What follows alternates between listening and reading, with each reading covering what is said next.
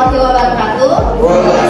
Kami akan mempresentasikan lanjutan dari materi sebelumnya, yaitu sistem moneter internasional. Perkenalkan, saya Afira Ramadhanisa sebagai pembicara 1. Di sini ada Melani sebagai pembicara 2. Ada Fajal Kafi sebagai pembicara ketiga. Sebelum kita memasuki pembahasan mengenai lanjutan sistem moneter internasional, saya akan menjelaskan kembali apa itu sistem moneter internasional. Jadi sistem moneter internasional ini dikenal juga dengan sistem pembayaran internasional yang dilakukan terhadap kegiatan-kegiatan ekonomi internasional antara satu penduduk negara dengan penduduk negara lain.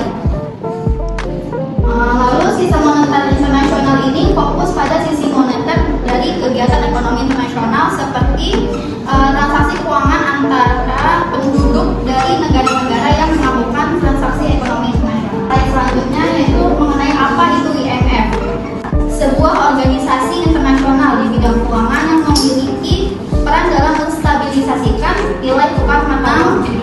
Butir tujuan yang ingin dicapai oleh IMF. Pertama, memajukan kerjasama moneter internasional. Yang kedua, memperluas perdagangan dan investasi dunia. Yang ketiga, memajukan stabilitas kurs valuta asing. Yang keempat, mengurangi dan membatasi praktek-praktek pembahasan terhadap pembayaran internasional. Lalu yang terakhir, memperpendek dan memperkecil besarnya defisit atau surplus neraca pembayaran internasional. Ya, kita buka kami pertanyaan teman-teman. Ada yang mau bertanya, kurang mengerti, kurang paham, mau penjelasan lebih lanjut, silakan. Pertanyaannya, bagaimana sistem nilai kurs mempengaruhi ekspor impor di suatu negara? Mau bertanya, kenapa pembayaran tunai di transaksi pembayaran internasional jarang dipakai di Indonesia?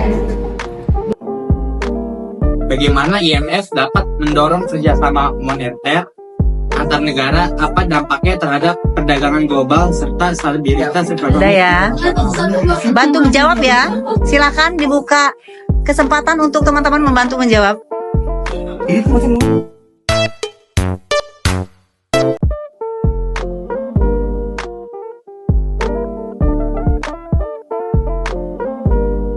Karena tuh importir kurang menyukai dengan transaksi non tunai gitu. Jadi kayak Agak lebih ribet harus gitu. menyiapkan uang dalam jumlah yang lebih banyak gitu, karena mana ada sih kayak orang asing yang prepare nyiapin duit banyak di dompet, takutnya ntar hilang atau apa. Jadi kayak dia lebih memaksimalkan ya bisa untuk non tunai kayak QRIS atau ATM atau misalnya gitu.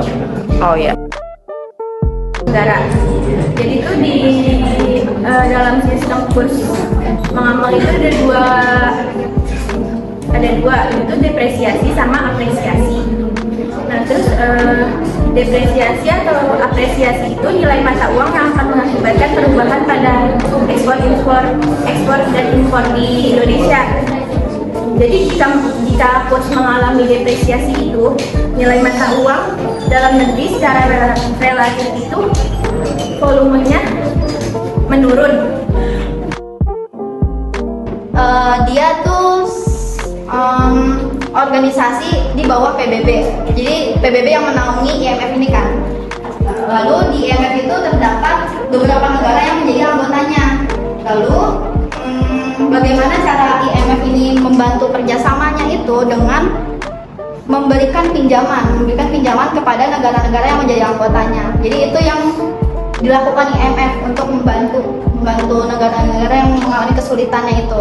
Lalu dampak yang terjadi itu dengan bantuan IMF ini, bantuan pinjaman contohnya, itu bisa menstabilkan ekonomi di negara tersebut gitu.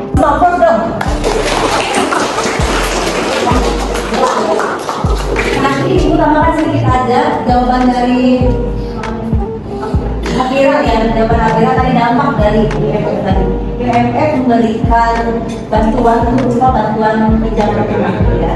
Jadi dia memberikan bantuan dana bagi anggotanya yang mengalami masalah dalam moneter ya, dengan memberikan bantuan pinjaman dengan suku bunga di bawah suku bunga pasar.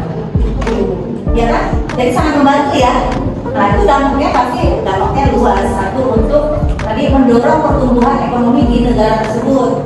Saya kira secara khusus ya. Nah untuk umumnya kalau negara tersebut bisa bangkit, maka secara global perdagangan atau kerjasama moneter internasionalnya berjalan stabil tadi. Ya benar kan? Gak ada yang terhambat, gak ada yang sedang mengalami deflasi dan sebagainya. Lalu apa lagi? Mendorong perdagangan, pastinya mendorong perdagangan. Tadi kan kerjasama moneter ya, mendorong perdagangan dan pertumbuhan ekonomi secara global. Terima nggak? Jawaban Ibu? Terima ya? Terima dong. Oke. Terus sekali lagi untuk terima kasih semuanya, sangat membanggakan ya. Benar nggak? Ya, teman-teman kita menguasai materi yang disampaikan.